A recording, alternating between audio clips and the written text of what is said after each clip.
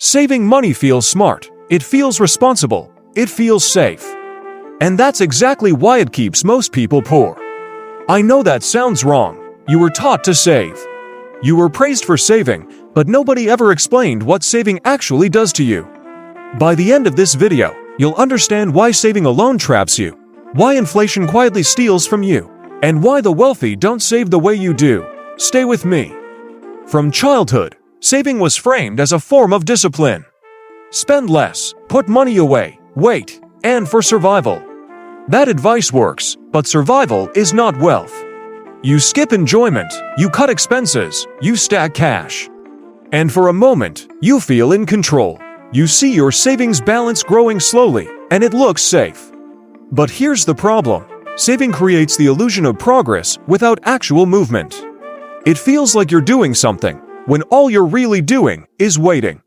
While you're waiting, there's a silent thief at work. Inflation is the quietest thief you'll ever meet.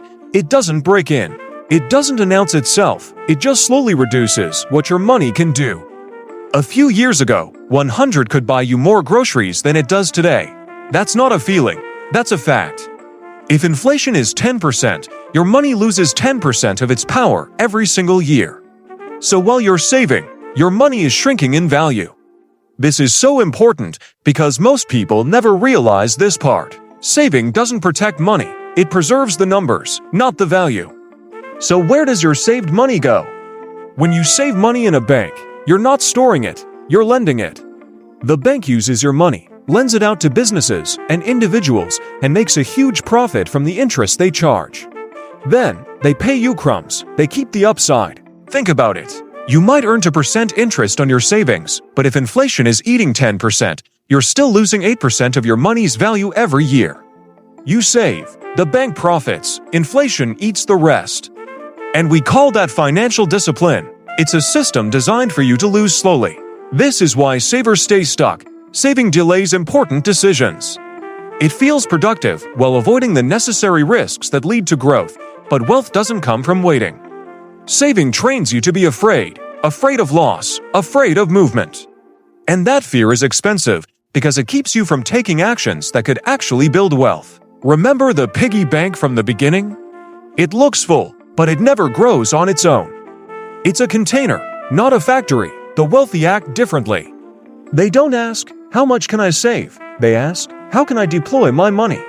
They see money as a tool, not a trophy to be polished and stored. For them, money is meant to move.